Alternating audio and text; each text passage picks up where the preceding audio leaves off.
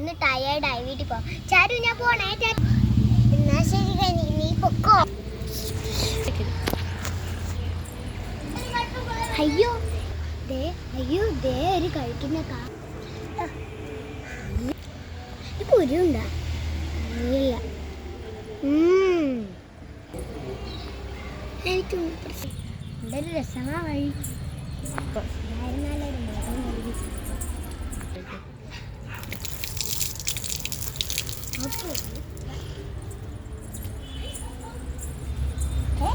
തന്നെയാണോ ഞാൻ pipe തുറന്നിട്ടിട്ടാണല്ലോ. Pipe അടഞ്ഞു. ഇവിടെ എന്തോ ഒരു കുഴപ്പമുണ്ട്. പോവാ. ഞാൻ നിന്റെ പിറകെ വന്നു. അല്ല നിന്റെ വീട് എവിടെ? അയ്യേ ഇതോ? ഞാൻ ഇങ്ങോട്ടാ മനസ്സിലായത്. നിന്റെ വീട് ഇതല്ലല്ലോ. വീട് വേറെയാണ്. അതിനെന്തിനാ നീ എന്നെ ഇവിടെ കൊണ്ടുപോയി? നീ അകത്തോട്ട് കയറിക്കോ. ഇല്ല ഞാൻ കയറില്ല.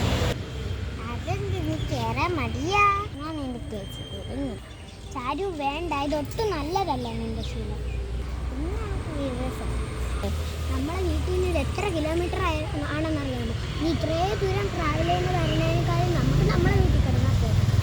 ഈ വലിയ കാര്യമൊന്നും പറയില്ല. നിന്റെ വീടിൻ്റെ അടുത്ത് നമുക്ക് അങ്ങോട്ട് പോവാം. ഞാനേ എൻ്റെ വീട്ടിലെത്തി പറയാം. അതിന് നിന്റെ വീട് ഇതല്ലല്ലോ, അപ്പുറത്തതല്ലേ നിന്റെ വീട്. നീ അവിടെ അങ്ങോട്ട് പോകത്തെന്ത് ഈ കാട്ടിൻ്റെ ഇടയിൽ വന്ന് കിടക്കണത്? അത് ഈ കാടല്ലേ ഇപ്പം. ആ കാട് തന്നെയാണ്. ഇവിടെ ഒരു കഥകളുണ്ട്. പണ്ട് കാലത്തെ കഥകൾ അതൊക്കെ അന്ധവിശ്വാസങ്ങളല്ലേ. നീ വേണമെങ്കിൽ നിന്റെ വീട്ടിൽ പോകാം. ഞാൻ അന്ന് ഇവിടെ ഒരു ആൾ താമസിച്ചിട്ടുണ്ടായിരുന്നു. അതിന് നീ എന്തിനാ ഈ ഇടയിൽ വന്ന് കിടക്കണേ? ആളിവിടെ ഇപ്പം വാടകയ്ക്കല്ലേ കൊടുത്തിക്കണം. പിന്നെ എന്തിനാ നീ ഇതിൻ്റെ ഇടയിൽ കിടക്കണേ?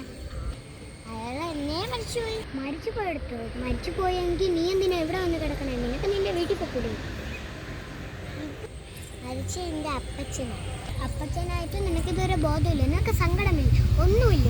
ആരെങ്കിലും മരിച്ചാൽ അങ്ങനെ സങ്കടപ്പെടാം. നീ ഇങ്ങനെ ആയ വഴുതാൻ പാരെങ്കിലും വീട് അരുന്നിട്ട് പൊളിഞ്ഞായിരുന്നു. ഇത് ഞാൻ എൻ്റെ വീട്ടിൽ പോകണം. നീ വേണമെങ്കിൽ നിൻ്റെ വീട്ടിൽ പോയി. ഇത്രയും ട്രാവൽ ചെയ്ത് ഞാൻ ഇങ്ങോട്ട് വന്നിട്ട് നിനക്ക് ബോധമില്ലോ? നീ വേണമെങ്കിൽ നിൻ്റെ വീട്ടിൽ പോയേ. ഇവിടെ അടുത്തല്ലേ, അങ്ങ് ദൂരെയൊന്നും നല്ലല്ലോ കിടക്കണത്. നീ എന്ത് തേങ്ങയെങ്കിലും ചെയ്യും, ഞാൻ പോണം. അവളെന്തായാലും പോയി. നീ എന്തായിരിക്കും ഇവിടെ ഇരിക്കുന്നത്? നീ ഇതുവരെ ഇവിടെ നിന്ന് പോയില്ലേ? ജിത്തു ഇവക്ക് പ്രാന്താടെ. അതോ ഇന്നലെ രാത്രി ഏതോ ഈ കാട്ടിലാണ് എന്നെ വിളിച്ചോണ്ട് പോയത്. ഈ കാടൊന്നും ഒത്തിട്ട് നല്ലത്. കാരണം ഇവിടെ എല്ലാ ടൈഗർമാരും ഒക്കെ ഉണ്ട്. എനിക്ക് എന്നിട്ട് എൻ്റെ അപ്പച്ചൻ വെച്ചിട്ട് വിഷം പോലുമില്ല. എല്ലാവരും അവരെ അച്ഛൻ വെച്ചാലും അപ്പൂമ്മ വെച്ചാലും എല്ലാം വിഷമം കാണും. നീ മാത്രം എന്ത് വിഷമം കാണും?